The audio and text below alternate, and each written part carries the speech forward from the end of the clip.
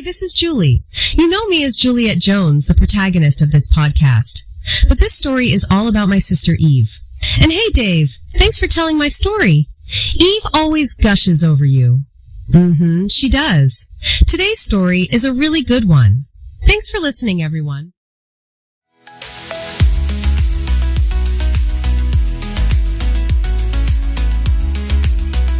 Hey everyone, this is Dave A. Gardner, and you're listening to the Heart of Juliet Jones fan fiction podcast.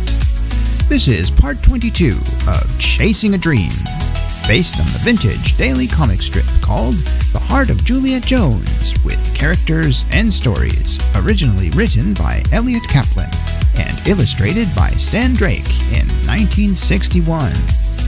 The fanfiction story you're hearing today is written by Dave A. Gardner.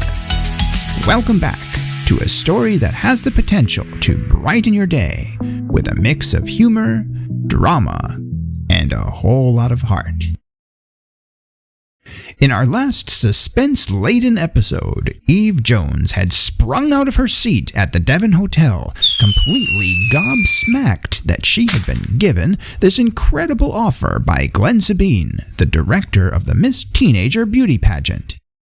The offer by yours truly, as he often called himself, Soldier Boy, tell. Hey, I got this new dance for y'all called the Soldier Boy. To be trained in the theater.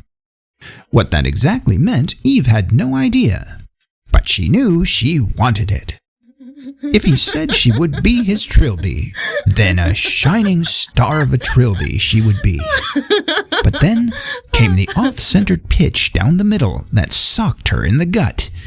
There were terms, he was reminded by his chain-smoking assistant.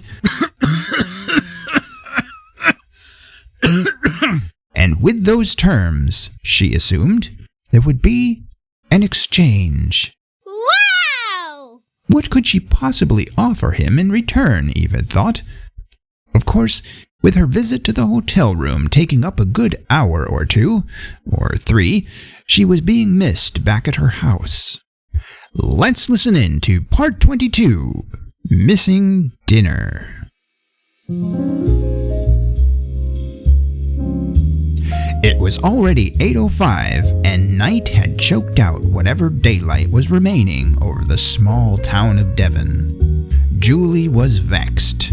Eve had missed a glorious chicken and peas that Julie had spent hours of blood, sweat, and tears preparing with her little sister in mind.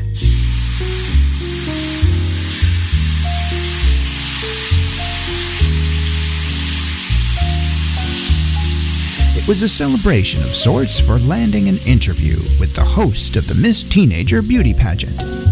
When does that ever get to happen to her little sister, who dreams big dreams, and in the meantime becomes the laughingstock of the entire town of 4 families and their kids?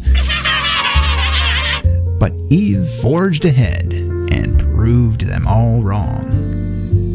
In some ways, it might have been an apology dinner for not supporting her sister's passion for the contest as much as she should have from the start.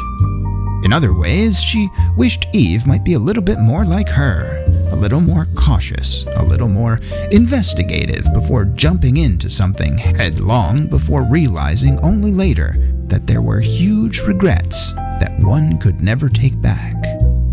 But that wasn't Eve's way, and Julie knew it. It was what separated them as sisters.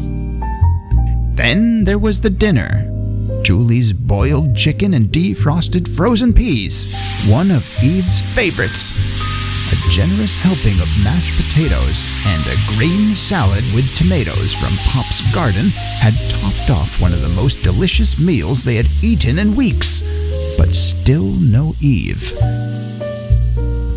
Don't you think we'd better call the Devon House Hotel, Pops? Juliet asked her father as she washed the dishes, dipping her rubber-gloved hands into a sink of steaming suds. Pops was rubbing the wet dishes down with a kitchen towel. "Give Eve another half hour, Julie," he said contemplatively. "It's a big day for her.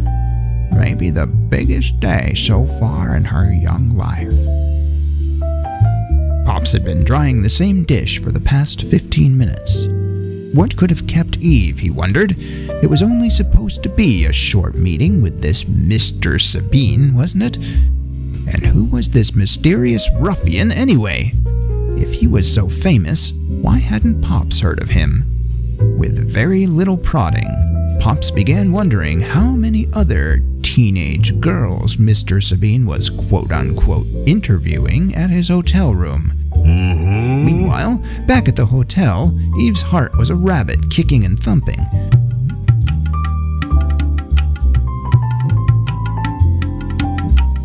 The thought of being mentored in the theater by the one and only Glenn Sabine was almost more than she could wrap her mind around. But there was a condition. She would have to abide by certain terms, he had said. Terms? What terms, Mr. Sabine? Eve asked innocently.